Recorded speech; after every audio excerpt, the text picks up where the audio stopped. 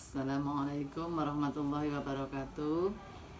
Anak-anak, kita bertemu kembali dalam pelajaran bahasa Indonesia. Kali ini adalah teks laporan hasil observasi. Sebelumnya kita berdoa terlebih dahulu anak-anak ya. Kita mulai doa awal pelajaran. A'udzubillahi minasyaitonirrajim. Bismillahirrahmanirrahim. رضيت بالله ربا وبالإسلام دينا وبمحمد نبيا ورسولا ربي زدني علما نافعا وارزقني فهما طيبا برحمتك يا أرحم الراحمين صدق الله العظيم. Oke anak-anak, kita lanjut materi kali ini dengan teks laporan hasil observasi. Minggu yang lalu kita mempelajari tentang teks prosedur. Ada yang masih ditanyakan tentang teks prosedur? Kalau tidak ada, kita ke teks laporan hasil observasi. Di sini ada pengertian teks laporan hasil observasi. Di situ ada LHO. L adalah laporan, H adalah hasil, O-nya adalah observasi.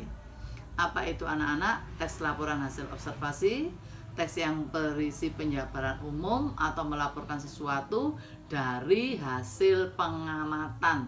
Itu adalah teks laporan observasi. Misalkan anak-anak habis mengamati sebuah pemandangan.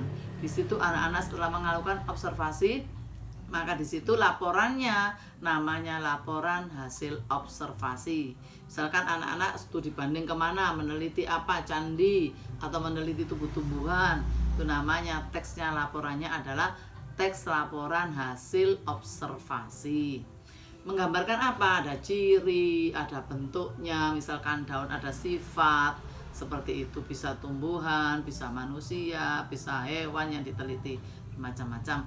Tapi laporannya berupa fakta, tidak boleh direkayasa.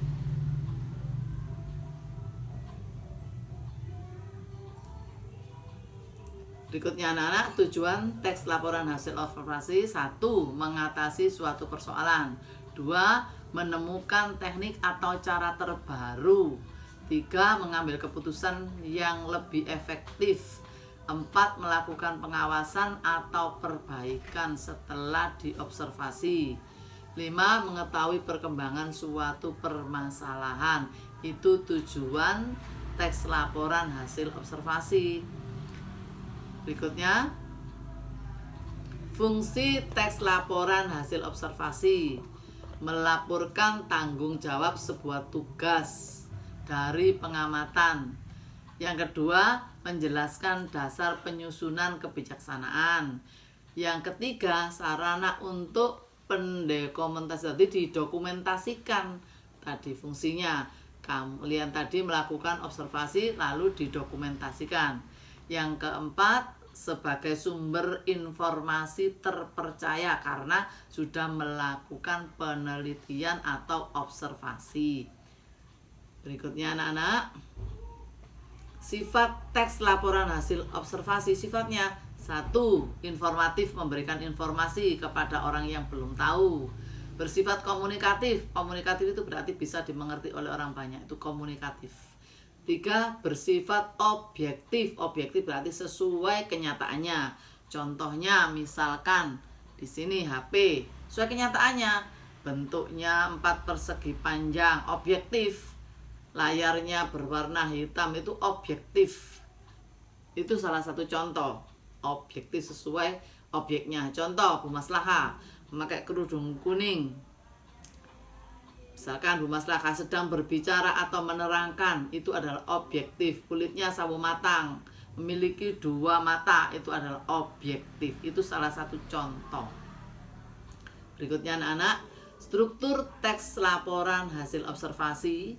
Di situ ada 4. Yang pertama, definisi umum. Umum berarti di situ merupakan pengertian mengenai sesuatu yang dibahas di dalam teks tapi secara umum. Misalkan umum, tumbuh-tumbuhan itu umum. Kemudian definisi bagian. Misalkan tumbuhan itu memiliki daunnya lancip, berduri, tubuhnya berduri atau batangnya berduri. Itu adalah definisi bagian. Kemudian ada definisi manfaat, menjelaskan manfaat dari sesuatu yang dilaporkan tadi, definisi manfaat. Terakhir adalah penutup. Di situ ada penutup. Berikutnya anak-anak, itu adalah struktur tes. Diulang sama Bu Mas Saha. Yang pertama definisi umum, menggambarkan secara umum. Yang kedua definisi bagian. Yang ketiga definisi manfaat, manfaatnya untuk apa dilakukan tadi. Kemudian yang keempat adalah penutup. Berikutnya anak-anak, langkah menyusun teks laporan observasi. Langkahnya yang pertama membuat judul. Yang kedua membuat kerangka teks yang condong ke pembuatan gagasan utama. Kerangka itu apa? Garis besarnya saja atau kalimat utamanya apa dulu. Yang ketiga, menyusun teks berdasarkan gagasan utama, berdasarkan kerangkanya tadi. Saya membuat kerangka yang pertama, kerangka yang kedua, kerangka yang keempat. Kerangka ini itu dijabarkan. Teks berdasarkan kalimat utama yang telah dibuat di awal dengan paragraf pernyataan umum. Paragraf yang pertama, pernyataan umum. Pernyataan umum berarti pengetahuan secara umum. Misalkan tumbuhan ini berada, memiliki daun, memiliki batang. Itu adalah pernyataan yang umum. Kemudian peneliti kembali menulis teks jika ada kalimat janggal. Di situ ada. Peneliti kembali berarti diteliti kembali hasil penulisannya tadi atau direvisi, namanya diteliti kembali hasil tulisannya. Syarat atau kriteria teks laporan yang baik dan benar. 1. Strukturnya urut dan lengkap, itu yang benar. Kedua, struktur tidak mempunyai kesimpulan, tidak ada kesimpulan di situ. Berikutnya di dalam teks ada opini dari penulis, ada di situ pendapat dari penulis. Daun ini fungsinya misalnya untuk ini, itu ada pendapat dari opini dari penulis. Yang keempat, teks menjelaskan sebuah informasi berdasarkan fakta. Bu, kok ada opini? Opini itu adalah anggapan dari penulis. Oh, ini tumbuhan ini sulit dicari, misalkan itu adalah pendapat. Tapi di situ banyak menjelaskan tentang fakta. Berikutnya, kaidah kebahasaan menggunakan frase nomina. Nomina, kata benda. Menggunakan verba rasional. Verba rasional seperti ialah, merupakan. Misalkan, tumbuhan merupakan sesuatu yang dibutuhkan oleh manusia, merupakan. Nah, tuh. Misalkan, tumbuhan meliputi berbagai macam. Misalkan ada rumput.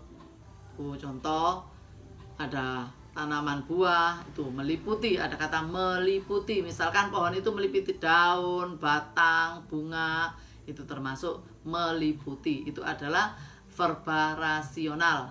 Yang ketiga menggunakan verba aktif. Aktif berarti melakukan sesuatu aktif. Bertelur, membuat, makan, mandi, di situ termasuk aktif. Kemudian menggunakan kata penghubung menyatakan tambahan atau penyerta. Saya dan ibu pergi ke pasar. Nah, itu adalah penyerta. Saya berjalan dengan ayah, misalnya boleh. Atau kata yang menyatakan persamaan. Misalkan, ibu seperti anaknya. Sama, seperti. Ibu sifatnya seperti anaknya, atau anaknya sifatnya seperti ibu. Itu adalah menyatakan kesamaan. Yang menyatakan pertentangan ada di situ. Dia cantik tetapi sombong. Nah, itu adalah berlawanan. Ibunya sangat baik namun anaknya sifatnya jelek. Itu adalah pernyataan yang menyatakan pertentangan. Berikutnya menggunakan paragraf yang kalimat utamanya untuk menyusun informasi utama. Yang terakhir menggunakan kata keilmuan. Seperti di situ ada kata herbivora, berarti menggunakan kata yang menggunakan keilmuan. Berikutnya anak-anak sudah dimengerti sampai di sini? Sudah dimengerti anak-anak? Ada yang bertanya? Kalau tidak ada yang bertanya, ini ibu akan memberikan soal anak-anak berhubungan dengan yang sudah diterangkan oleh Bu Maslahah. Soal teks laporan hasil observasi di sini Yang pertama, amatilah lingkungan di sekitar kalian, kemudian susunlah teks laporan hasil observasi kalian terhadap lingkungan tersebut.